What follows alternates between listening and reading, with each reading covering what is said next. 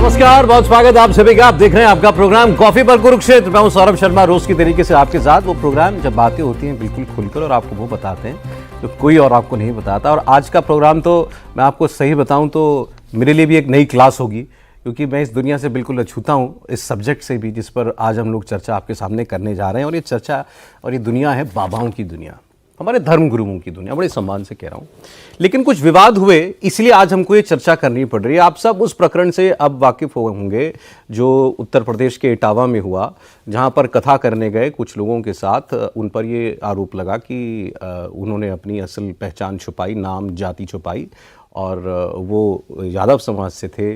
वहाँ पर कुछ और उनका बहस हुई, लोगों से कुछ उलझन हुई, और उसके बाद सर मुंह दिया गया, चोटी काट दी गई। बहुत बड़ा विवाद ये बन गया था। अब इसमें राजनीतिक लोग भी कूदे, अखिलेश यादव जी भी इसके अंदर आए। उन्होंने जिनके साथ ऐसा अन्याय हुआ था उन लोगों को बुलाया, उन लोगों से बात की, सारी बातें हुई। अच्छा, जो दूसरा पक्ष है, जिन्होंने कथा करवा रहे थे, उनका अपना इसमें कोई पक्ष है, उन्होंने कुछ इसमें महिलाओं के साथ अभद्रता का मामला जो है वो इसमें जोड़ा। तो उस विवाद में नहीं जा रहे हैं, लेकिन इस विवाद से उपजे सवालों पर आज हम लोग बात करने जा रहे हैं। वो सवाल है क्या? सवाल ये है कि क्या किसी खास धर्म में, किसी खास जाति में जन्म लेने वाला व्यक्ति ही कोई धर्म उपदेश कर सकता है, कोई कथा कह सकता है क्या? या भगवान का चरित्र, भगवान की लीला सुना सकता है क्या? क्या ब्राह्मण कुल में पैदा होना ही इसके लिए आवश्यक है? ये सवाल आजकल लोग पूछ रहे हैं। अच्छा, दोनों पक्षों के लोग इसके अंदर हैं। तो हमने तो वो पुराना कबीर का दोहा सुना हुआ है कि जाति ना पूछो साधु की, पूछ लीजो ज्ञान, और मोल करो तलवार का, पड़ी रहने दो बयान। लेकिन आज साधु की या धर्म की बात कहने वाले की जाति पूछी जा रही है। तो ये कितना अनुचित है, या इसमें कितनी सच्चाई है जो लोग ये बात कह भी रहे हैं उसमें? ये बात आज हम लोग करेंगे। मेरे साथ तीन बड़े विशेष मेहमान आज हमारे साथ हैं।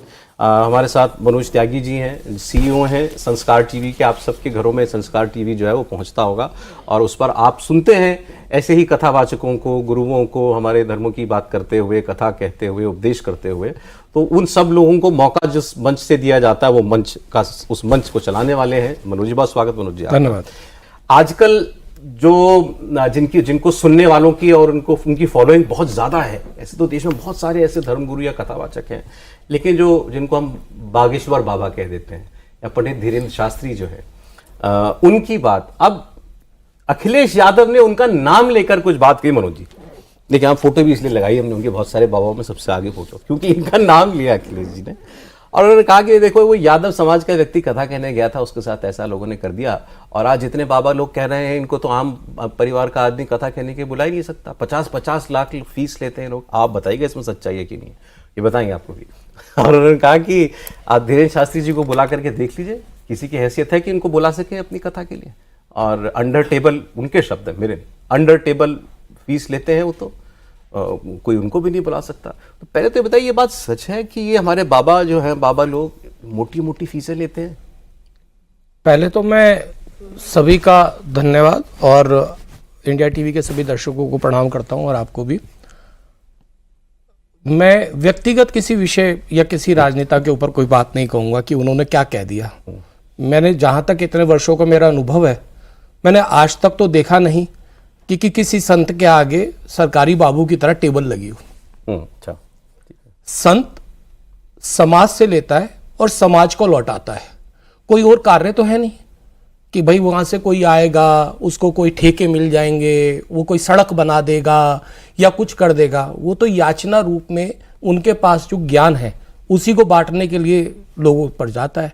जो जिसकी जो श्रद्धा होती है, जो जिस कार्य का बीड़ा उठा लेता है, संकल्प उठा लेता है, उसमें आर्थिक व्यवस्था की तो जरूरत है ही।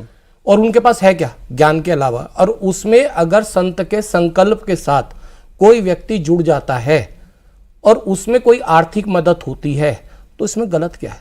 जब सुनते हैं, सुना ही है मतलब हाँ। कि आसपास, अब तो बाबाओं के आसपास ही बहुत लोग होते हैं ना, वो सारी व्यवस्था देखते हैं।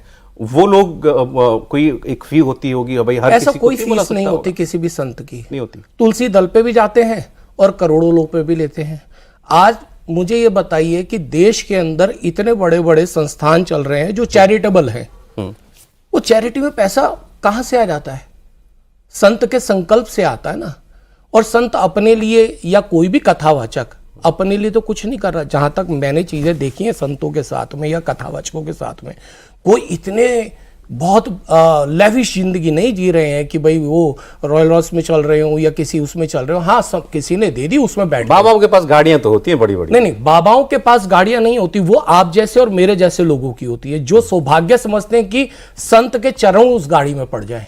बाबाओं के पास स्वयं की गाड़ी नहीं होती है। अगर आप बाबाओं की बात करते हैं तो हमारे परम पूज्य स्वामी रामदेव जी, जहां तक मैंने आज तक उनको देखा, हमने इसको देसी गाड़ी में चलते देखा, चाहे वो स्कॉर्पियो हो, चाहे सफारी हो या कोई ऐसी गाड़ी हो। उन्होंने कोई उसको ये नहीं बनाया कि मेरी एक इस चीज का हिस्सा होगा, मेरे दिखावे का हिस्सा होगा, प्रेस्टीज का हिस्सा होगा, ऐसा कुछ नहीं है। अच्छा। लेकिन जितने भी कथावाचक हैं या जो भी हैं, मैं जितनों का इतिहास जानता हूं, अगर मेरे आप चैनल भी देख लेंगे, कोई जो कथावाचक चल रहा है टीवी पे, वो किसी ना किसी संकल्प की पूर्ति के लिए अपने कार्यक्रम को चला रहा है और आह्वान करता है कि मेरे इस संकल्प की पूर्ति के लिए आप कुछ मुझे दान दे दीजिए, संस्था को, मुझे नहीं, संस्था को, जो उनकी चैरिटेबल ट्रस्ट है। अब उस चैरिटेबल ट्रस्ट में आप दे दो 50 लाख या XYZ, कोई भी जिसने कहा वो 50 करोड़ डाल दें। और आपने अभी धीरेन्द्र शास्त्री जी की बात करी, तो मुझे अभी माननीय मोदी जी गए थे, वहां पर जाके वो कैंसर हॉस्पिटल का अभी करके आए हैं। कैंसर हॉस्पिटल को बनाना एक कथावाचक, मैं वर्ड ही बोल रहा हूं, कथावाचक जो कि 3 या 4 साल पहले लाइमलाइट पे आने शुरू हुए, और वो कम से कम 300-400 करोड़ का संकल्प उठा लेते। वो किसके माध्यम से उठा लेते? क्या उनके पास था? वो पब्लिक के माध्यम से या पब्लिक अपनी संकल्प की पूर्ति के माध्यम से उठा रहे हैं ना। आज उस काम को करने पैसा कहां से आएगा? पैसा आप जैसे और मेरे जैसे ही लोग दे रहे हैं।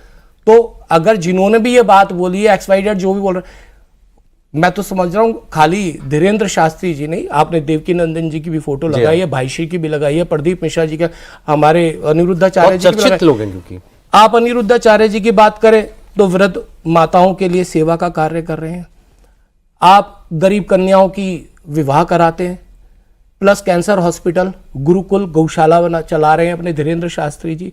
हमारे देवकी नंदन जी, आप वहां जाके देखिए उनका आश्रम में कितना गरीबों को भोजन कराना, गौशाला चलाना, उसकी सेवा कर रहे हैं। प्रदीप मिश्रा जी आज कितना बड़ा कार्य कर रहे हैं, आप जाके देखिए कितने सेवा के कार्य। मैं जितने संत हैं मैं उनकी बात कर, सबके सेवा के कार्य चल रहे हैं। ये बात सही है कि धीरेन्द्र शास्त्री जी मतलब एक सेंस में खोज आपकी है, खोज इस सेंस आध्यात्म, वो तो जो उनकी आध्यात्मिक कमाई है वो तो उन्हीं की है, लेकिन उनको इस स्वरूप में खोजना कि भाई आप आइए टीवी पे बात कीजिए या लोगों के सामने आपको जाना चाहिए, आपने पहचाना उनको? इस विषय को मैं नहीं पहचाना, वो तो ईश्वर कोई ना कोई माध्यम बनाता है, उनका प्रारब्ध था, कहीं ना कहीं जाना था। ये सवाल आपकी अदालत में हमारे माननीय रजत जी ने भी पूछा था, तो संस्कार टीवी का कहीं ना कहीं इसमें योगदान साथ में रहा और उनका प्रारब्ध रहा। कोई भी मीडिया एजेंसी अगर किसी के साथ काम करती है तो उसमें कहीं ना कहीं चीज रहता है। कैसे आप वो कहाँ मिल गए आपको और आपने उनमें क्या देखा? मेरे पास रात को 11 बजे किसी सज्जन का फोन आता है, आचार्य जी का। मैं मोस्टली 10-10:30 बजे के बाद फोन परिवार के साथ होता नहीं लेता हूँ, लेकिन आया तो आया। उन्होंने छूटते कहा कि हमें कथा करानी है। मैंने कहा जी कल करो, बात कर लेंगे। हंसने लगे। जो भी कोई व्यक्ति थे उन्होंने कुल मिला के मुझे कहा बाबा बागेश्वर की कथा करानी है।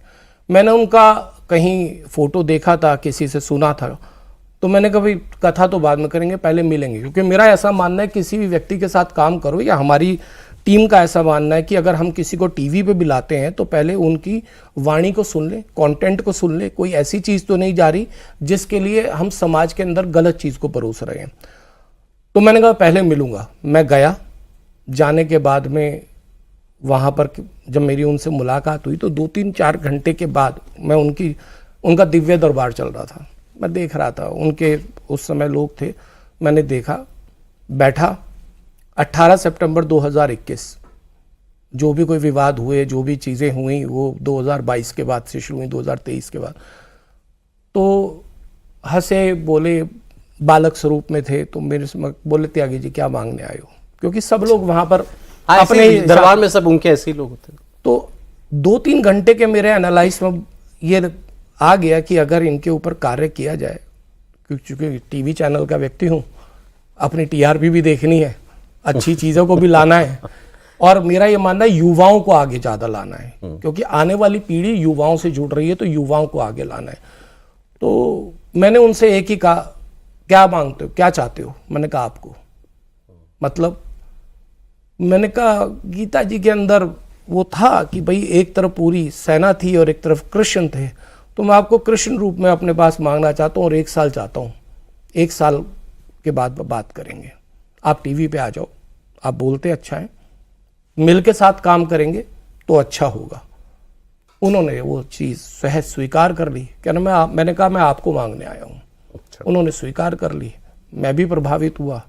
आज उनकी और मेरा संबंध किसी से अछूता नहीं है, कि संत रूप में तो हैं ही, प्रणाम करता हूँ, मित्र रूप में भी हैं और पुत्र रूप में भी हैं।